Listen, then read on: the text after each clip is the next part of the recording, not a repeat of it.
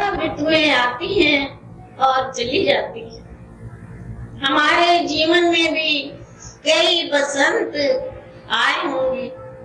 बसंत ऋतु की जो वायु है, इस वायु में भी एक आनंद है।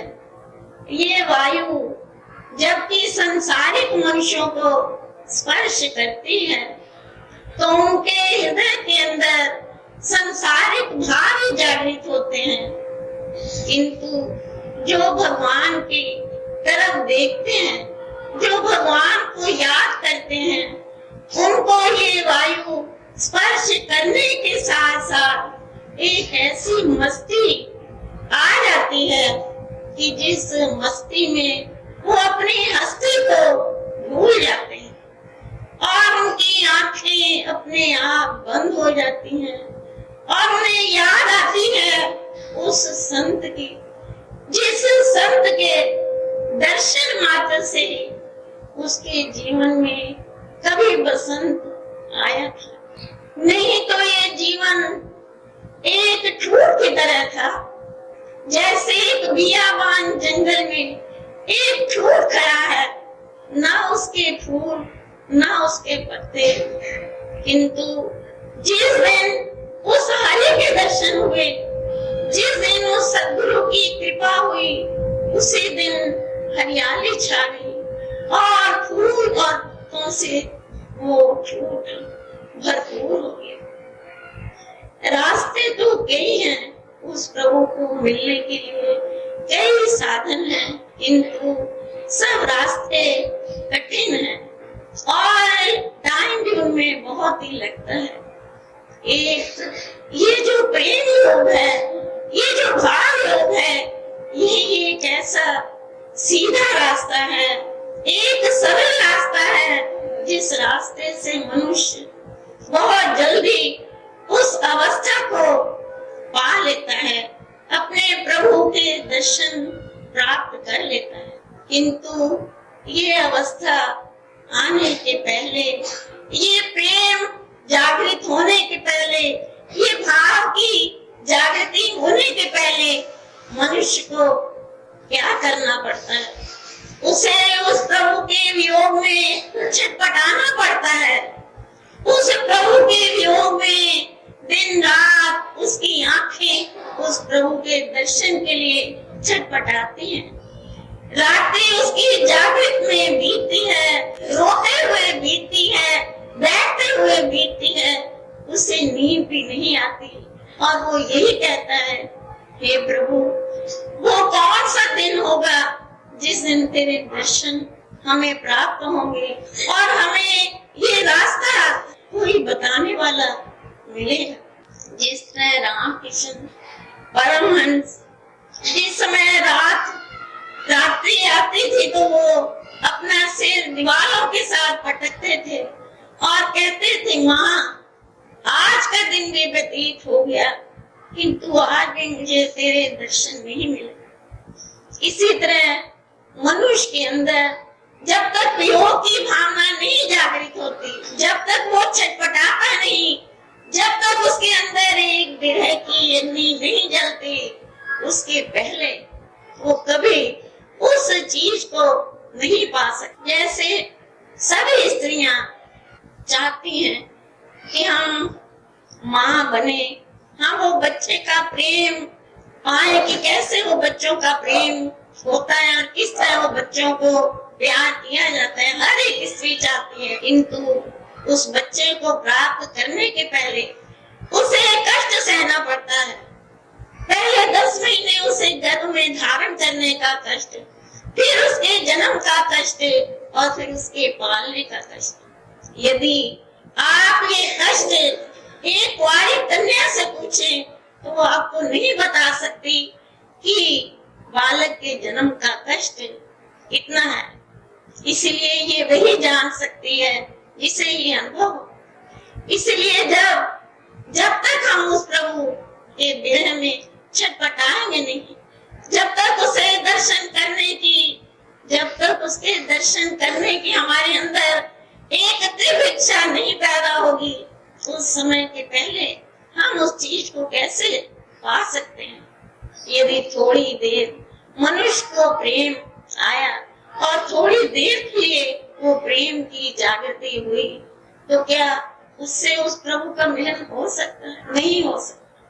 और जिस समय उसके अंदर वो प्रेम की जागृति होती है, जिस समय उसके अंदर वो भाव की जागृति होती है, उस समय फिर उसे दुनिया में कुछ दिखाई नहीं देता, सिर्फ एक ही दिखाई देता है। ना उसके लिए कोई भगवान है, ना उसके लिए कोई संसार है, ना उसके लिए कोई संबंधी है, ना उसके लिए कोई अपने बाल बच्चे हैं। उसे तो एक ही दिखाई देता है, जो उसके सामने सतगुरु के रूप में आकर खड़ा होता है और उसे दर्शन देता है। इस समय वो अपने समर्पण का भाव उसके अंदर जागृत होता है।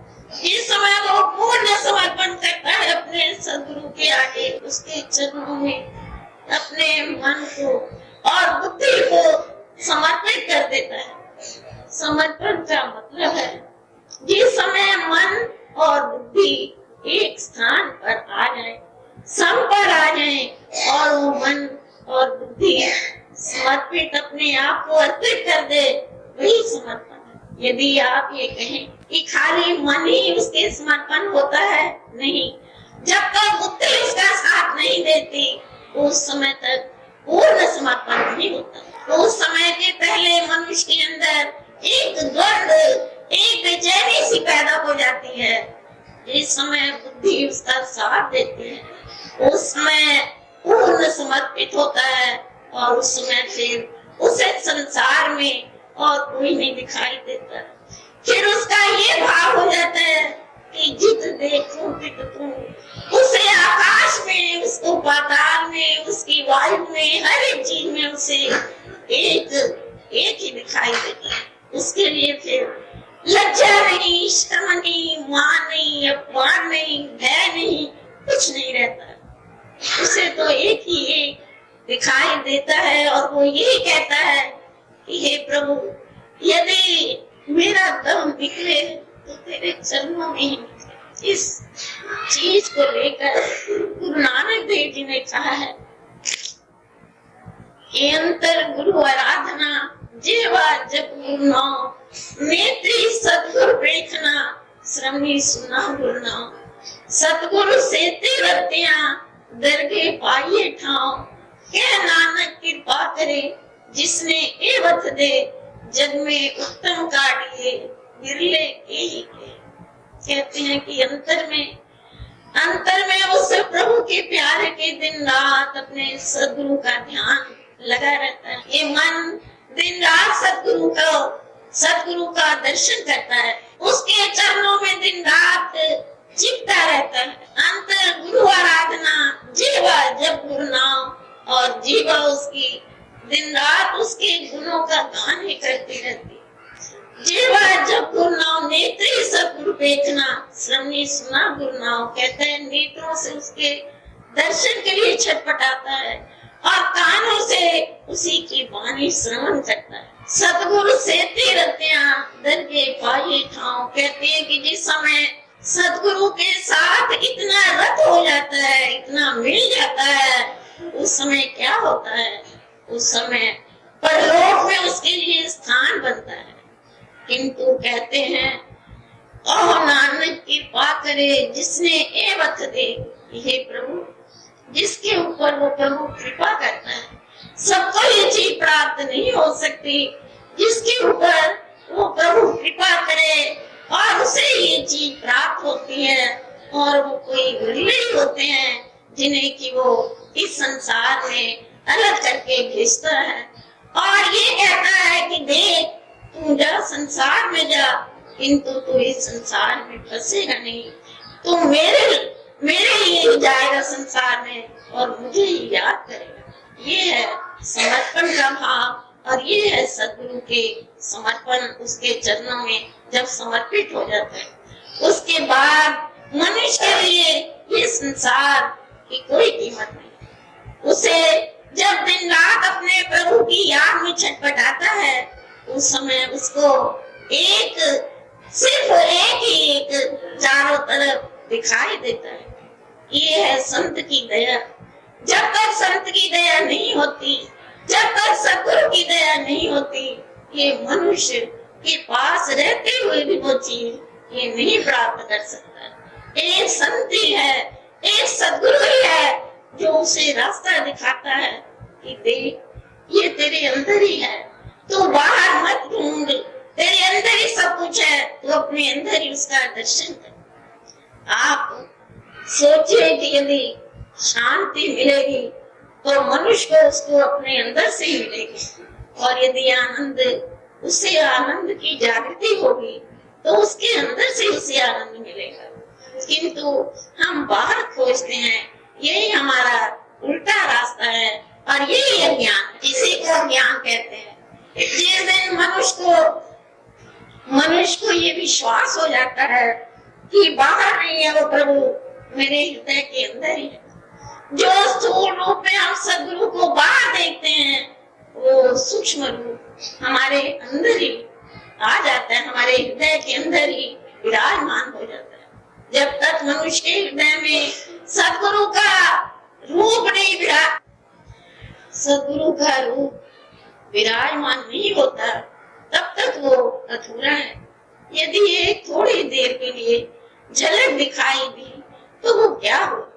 दिन रात जब उसकी आंखों में एक ही रूप दिखाई देता है, जिस तरह मनुष्य कहता है कि मुझे तो और कुछ दिखाई नहीं देता, सिर्फ एक ही चीज दिखाई देती है, किंतु ये है सद्गुरु की दया। जब वो एक ऐसा आकर्षण देते हैं भक्त के अंदर, जिस आकर्षण से उसके मन को खींच लेते हैं।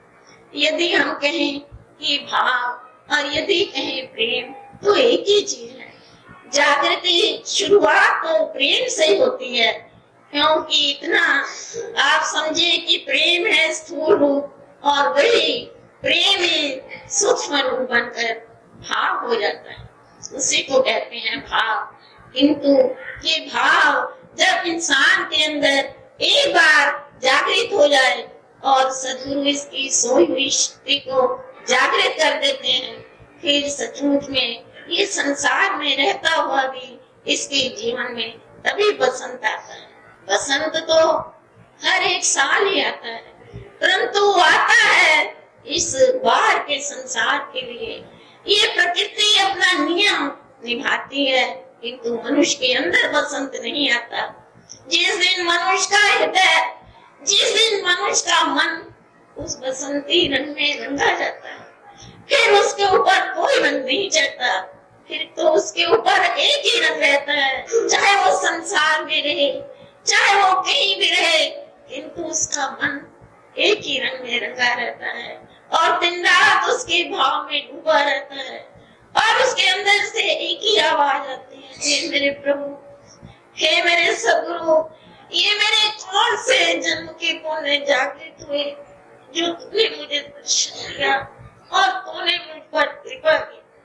मैं तो एक दिन रात तेरे लिए छटपटाता था, मैं तो दिन रात मेरी रातें तेरी एक राह देखते देखते मैंने अपनी रातें बिताई, और मैं ये चाहता था वो कब प्रभात होगी, जिस दिन मेरे प्रभु मुझे दर्शन देंगे, जिस दिन वो सूर्य उदय होगा, जिस दिन मुझे सद्गुरु के दर्शन, और जिस दिन तूने मुझे दर्शन दिए,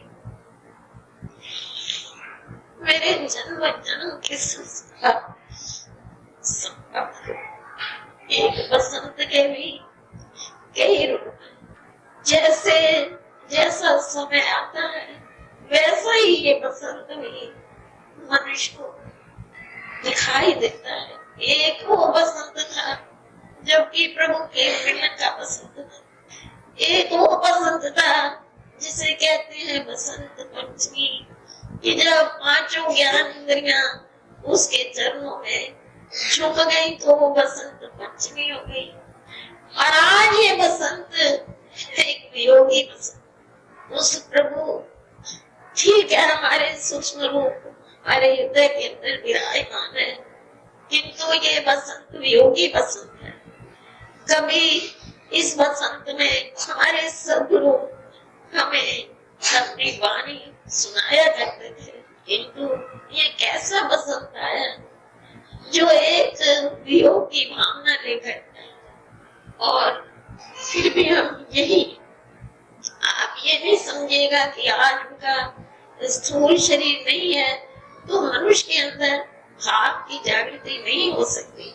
नहीं, आज वो सूक्ष्म रूप से भी उसी तरह भाव देता है, उसी तरह आपके सामने आकर खड़ा होता है, उसी तरह आपसे बातें करता है, आपको रास्ता दिखाता है, आपको भाव देता है और आपको यही कहता है अब इतने दिन व्यतीत हो गए, अब जाग, बहुत दिन हो गए सोए, अब जाग जाए, अब टाइम नहीं है, अब दिन बीतते जाते हैं, अब जीवन की शाम आ गई है, अब तो उठ, वो आपको जगाते हैं।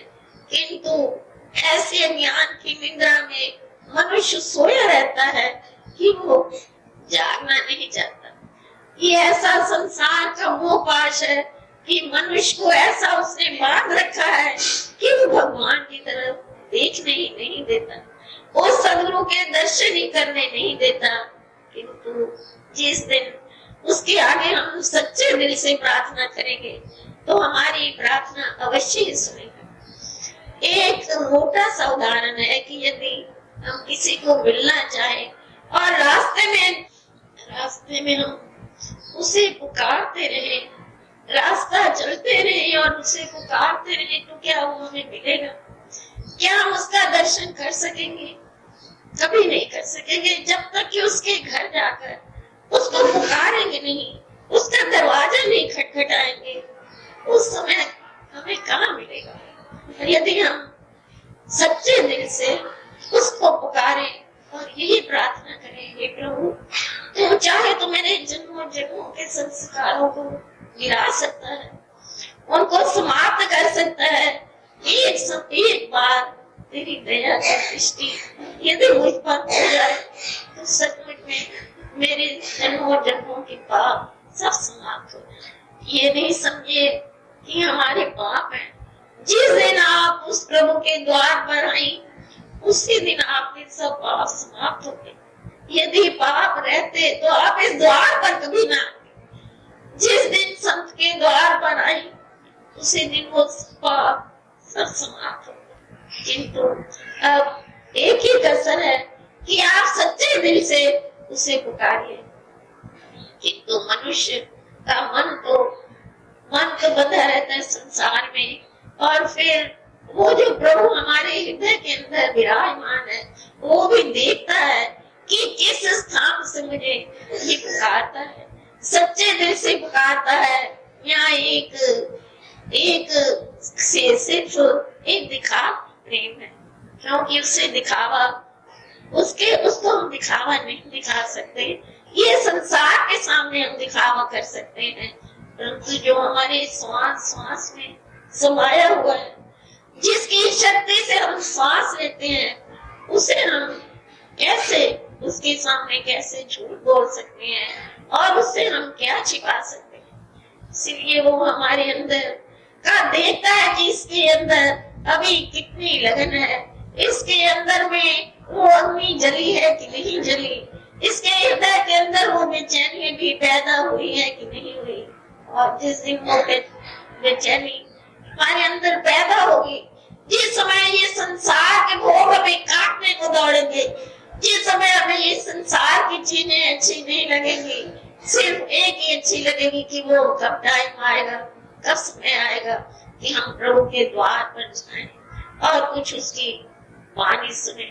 उस समय आप देखिएगा कि सचमुच में वो आपको भाव देता है कि नहीं देता, वो आपके भाव की जागृति करता है कि नहीं।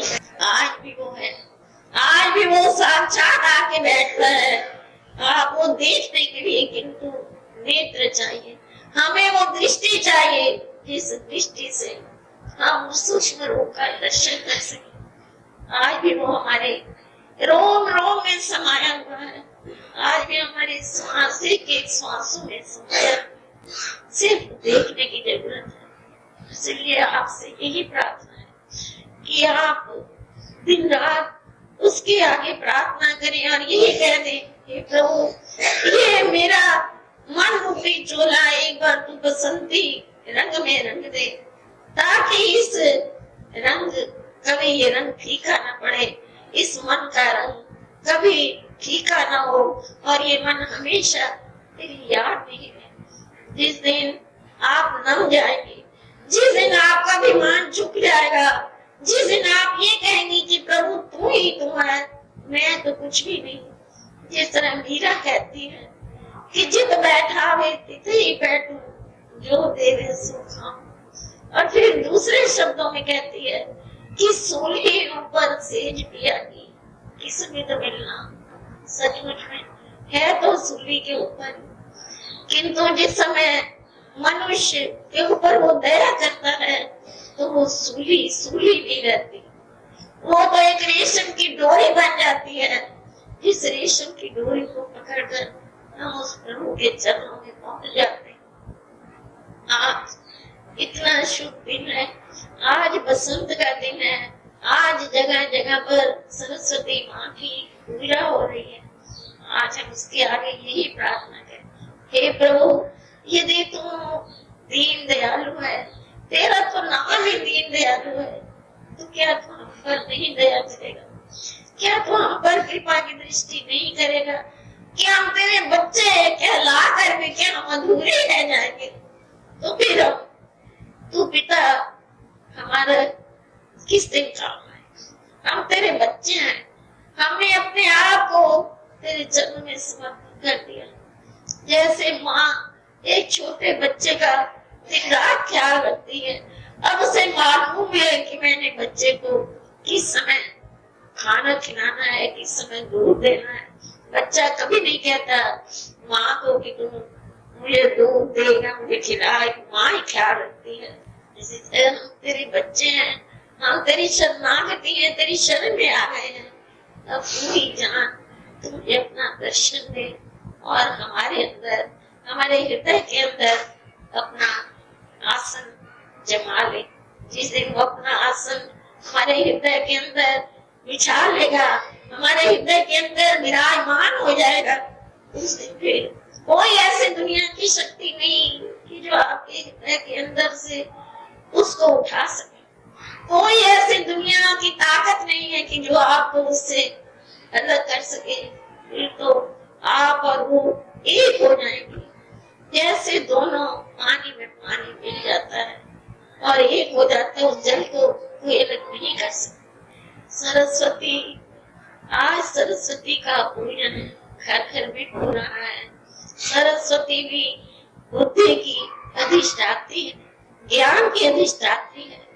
यदि हम एक साधारण इस जगत में भी यदि मनुष्य की बुद्धि ठीक न हो तो सचमुच में उसका जीवन निरर्थक हो जाता है। मनुष्य के शरीर में बुद्धि की बहुत कीमत है। गुरुद्वारे में रोज ये अरदास करते हैं, जब संग समाप्त हो जाता है तो ये अरदास करते हैं कि हे सतगुरु, मेरा मन नीवा और मत ऊंची रख, तू हमारा मन नीचा रख और बुद्धि ऊंची रख। क्या मतलब? यदि मन मनुष्य का हमेशा झुका रहना चाहिए, क्योंकि यदि मन ऊपर उठ जाएगा तो वो अभिमानी कहलाएगा, और यदि बुद्धि यदि नीचे आ जाएगी तो वो बुद्धि समाप्त हो जाएगी। जैसे हम लोग कहते हैं कि फलाने आदमी ने ये काम किया, क्या उसकी बुद्धि मारी गई थी? तो ये जो बुद्धि है इस शरीर में बहुत बड़ा स्थान है बुद्धि का। हमेशा मनुष्य की बुद्धि पवित्र होनी चाहिए। तो इस समय मनुष्य की बुद्धि ऊपर रहनी चाहिए और मन नीचे होना चाहिए। मन हमेशा झुका हुआ हो और बुद्धि हमेशा ऊंची हो। यही सरस्वती माँ के आगे यही प्रार्थना है, हे माता, तू हमारे जीवन की माँ है, तू सारे संसार की माँ है। हमें भी वो ज्ञान शक्ति दे, वो बुद्धि दे, उज्जवल बुद्धि दे, ताकि हम उस बुद्धि से, उस मन से उस प्रभु का दर्शन कर सके, तेरा दर्शन कर सके। यही इसी शब्दों के साथ आज हम उसके द्वार पर यही कहें, हे प्रभु, आज हमारी प्रार्थना को स्वीकार कर ले, और हे संत, आज हमारे जीवन में तू बसंत ले आ, ताकि हमेशा हमारा जीवन खिला रहे और हमारे जीवन में हरियाली ही छाई रहे।